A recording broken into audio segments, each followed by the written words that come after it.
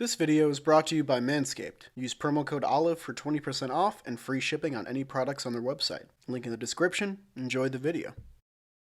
Since 2010 in the MLB, there have been 496 shutouts, 41 no-hitters, and 5 perfect games. The exclusivity of the no-hitter perfect gaming club has been growing more and more so, especially considering that pitchers have been throwing less and less complete games. There are combined no-hitters and perfect games, but these are far less frequent compared to the one-pitcher performance. But what I failed to mention before is that over this same time span, 35 no-hitters have been broken up in the 9th inning. If all of those no-hitters were to finish properly, that would put the total at 76 instead of 41. That means there's a ton of great pitcher performances from the last decade that were ultimately forgotten because they didn't get the job done in the 9th. We could talk about the pitchers who didn't have a great career but had one amazing standout performance, or the guys who have been aces for years but never quite got the no-hitter that they wanted. But today we're going to focus on one performance specifically, because of its unlikeliness, because of the opponent, and because of the end result. This is the forgotten masterpiece. Let's get into it. August 8th, 2010. Brandon Morrow is in his first year as a rotation starter for the Toronto Blue Jays. The Blue Jays are at 6 games over 500 and have a winning record this far into the season for the first time in a while. They're facing off against the division rival Tampa Bay Rays, who are 22 games over 500 and score one of the best offenses in the American League. Morrow's kind of had a rough go of it, especially this month, so he needs a good start today. And he gets off to a good start in the top of the first. He strikes out Ben Zobrist to start the game, a hitter who does not strike out a ton, and moving on to Crawford, he sticks to the same plan, using mostly his fastball and his slider, his two most effective pitches. He gets Crawford on 4 pitches for his second strikeout of the game, and up steps Evan Longoria, all-star third baseman and clear best hitter in the Tampa Bay lineup. Morrow's fastball-slider combo is really good, but many critics are suggesting that he'd be better as a reliever, as these two pitches are pretty much his ceiling. A good performance today could likely silence those people. As for Longoria, even he goes down to the slider as well, and Brandon Morrow strikes out the side in the first inning. Let's talk more about Morrow's season so far. In 2010, he's had a really rough go of it, especially in the months of April, May, and July. He's had long stretches of bad starts consecutively, but if anything, Morrow is inconsistent. The Blue Jays rotation isn't that deep, so he kind of has a spot to try and figure out his stuff, but going into next year, that may not be a guarantee. He needs to right the ship soon. Let's go into the top of the second. Next inning doesn't go as swimmingly for Brandon Morrow as he walks cleanup hitter Dan Johnson on just 4 pitches, all of them fastballs. Morrow entered the game with a 5.0 walk per 9 rate, but also a 10.0 strikeout per 9 rate. Control is something he needs to work on, but when he has his stuff, he really deals. Morrow begins leaning on his sinking fastball a little bit more. He uses this to jam back-to-back hitters inducing infield flies to get himself 2 quick outs on 3 pitches. This brings up BJ Upton, or Melvin Upton Jr., whichever one you're feeling that day. Upton watches a couple fastballs but goes down 0-2. Morrow doesn't get the call on the inside pitch, leans on his sinker again, and then goes back to the 4-seamer to sit down Upton on 5 pitches, and we're through 2. Morrow's already had to expand his repertoire a decent bit through 2 innings against this good lineup, so let's talk about his pitch arsenal a little bit more. Morrow, like many other starting pitchers, leans on his 4-seamer the most out of any pitch, but his knockout pitch is definitely his slider. It has the lowest batting average against and yields the most whiffs and strikeouts of any of his pitches. His sinking fastball is good for jamming hitters and getting soft contact, and he goes to the splitter and curveball occasionally to try and catch hitters off balance.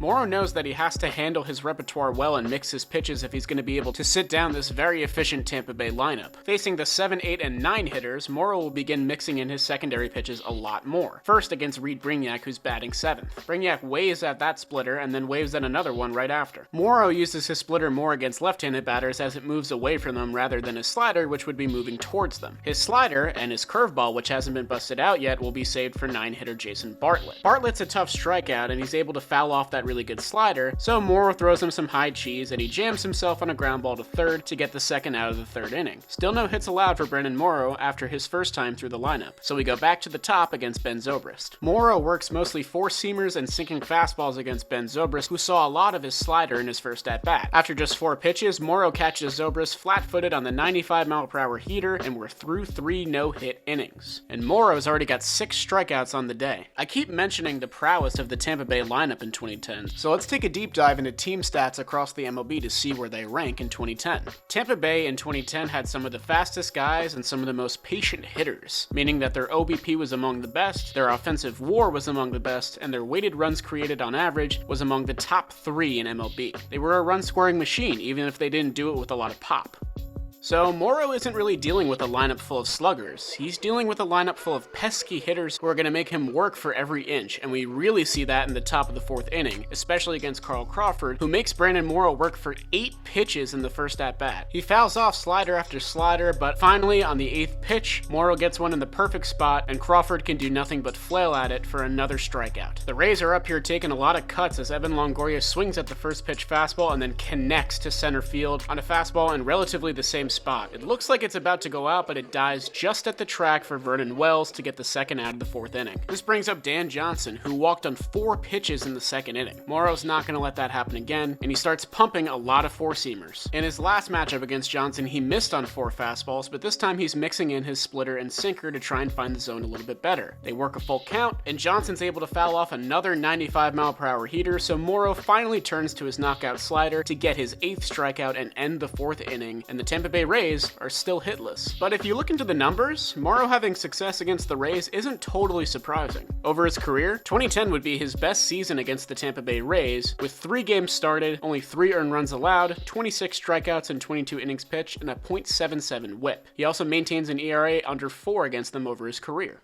For his second time through the lineup, Morrow begins using different strategies, including a brushback fastball to move hitters off the plate. He then twirls his splitter to strike out Matt Joyce on 4 pitches to open the 5th inning. That's his 9th strikeout already. Morrow uses the brushback again on John Jaso to get him off the plate a bit, then immediately tries to go to the outside corner. Even when he misses, you can tell that Morrow really has control of his stuff today. He's really locating his pitches well. Jaso takes a hack at this high fastball and gets jammed on a short fly ball to left field for 2 outs in the 5th. Up steps Melvin Upton, who worked him for 8 pitches and a strikeout in his last at-bat. He opens Upton with a slider and then misses badly with another one to make it 1-1, and it looks like it's all sliders for him here. Upton, likely expecting another slider, swings at the high sinkering fastball and gets jammed on an infield fly, thus ending the 5th inning. When Morrow has control, he really has the ability to make hitters look foolish. Many people forget that during the start of his career, Brandon Morrow was striking out more batters than anybody. Among pitchers with a minimum of 140 innings pitched, he led the American League in K per 9 2 consecutive years, his first 2 full seasons as a starter.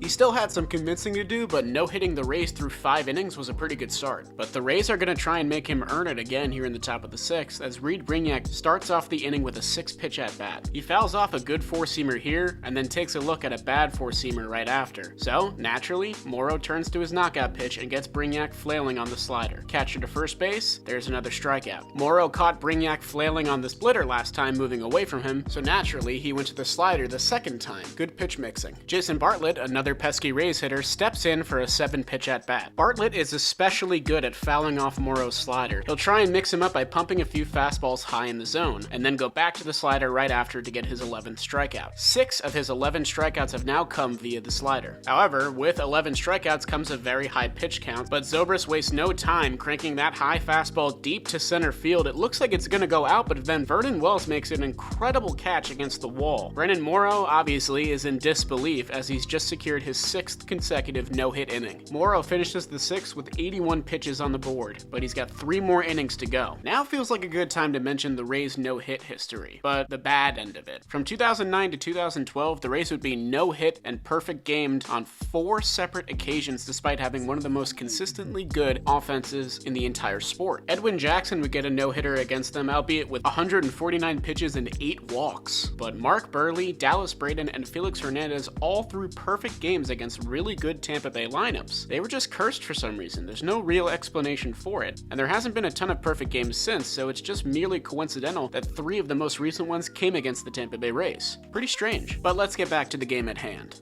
Carl Crawford maintains the Tampa Bay philosophy of making Brandon Morrow work like a dog to get each and every out, and opens the top of the 7th with a 10-pitch battle. This 10-pitch at-bat would put him over 90 pitches in the first out of the 7th. Crawford is right on his fastball, so Morrow once again has to turn to his slider one more time, but he has to pick his spot wisely. Morrow is throwing him heater after heater after heater, but he picks his spot correctly and throws in a slider at 88 miles per hour to get his 12th strikeout of the game. Longoria Longoria, who swung at the first pitch he saw last at-bat, decides to take a pitch before taking a cut. Morrow's four-seamer location stays pristine, and he finds the inside low corner, a call that Longoria does not like. Back in defensive mode, Longoria has no choice but to swing at anything close to the plate, and Morrow fools him again on another slider. 13 on the night. Dan Johnson remains a thorn in Morrow's side, grounding to first and reaching on a generously called error. But this gives Morrow another opportunity to get another strikeout. Pitching from the stretch for just the second time tonight, Morrow begins his steady diet of fastballs once again to Matt Joyce. Joyce, unlike the other hitters in the Tampa Bay lineup, can't keep up with the fastball and goes down looking at that one to give Morrow 14 through 7 innings. 6 outs to go, but over 100 pitches thrown. No more sidebars. Let's see if he finishes this thing.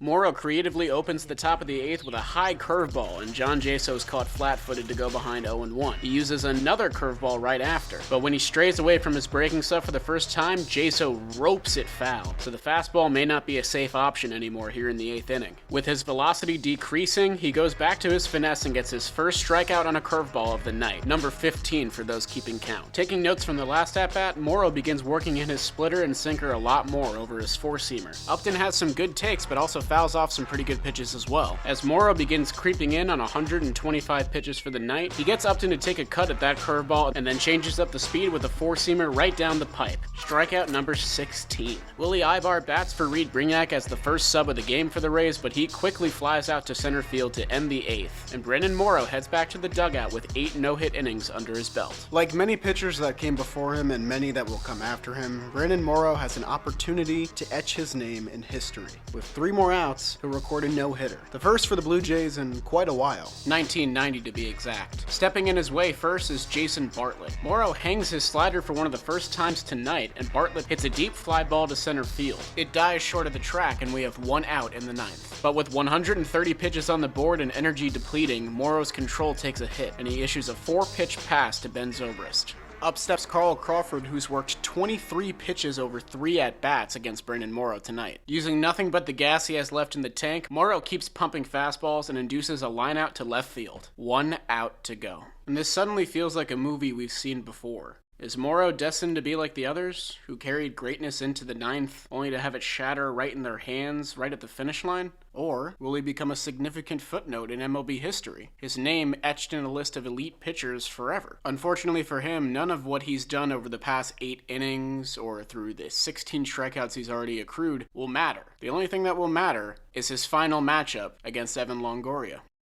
A sharp ground ball to the right side. A usually sure-handed second baseman in Aaron Hill has it go off his glove and into right field. There will be no generous error called this time. That is a hit, and with 2 outs in the 9th, the no-hitter is over. A heartbreaker for sure, but Morrow refuses to come out of the game, even with pitch number 130 coming up. Up steps Dan Johnson, who reached on a walk and an error tonight. Morrow opens with a low fastball for ball 1, then misses again to fall behind 2-0. There's no room for error, as this batter will surely be his last. He finally locates his fastball right down the pipe. Johnson rips a fastball foul and then fouls off a sinker right after. Another sinker, another foul. Fans are ready to explode, but another sinker gets fouled off. Morrow shoves his last bit of energy into a high fastball and beats Dan Johnson for strikeout number 17, securing his first career shutout, a 1-hit, 17-strikeout masterpiece. This was truly the game of Morrow's life. He perhaps never mixed his arsenal of pitches better, recording 8 strikeouts on his slider, getting half strikeouts and half regular outs with his fastball, and using his sinker to induce soft contact pretty much whenever he needed. It wasn't the ending that Brandon Morrow, the Blue Jays, and their fans wanted, but it's the one that we got, and there's a reason I still remember this game to this day.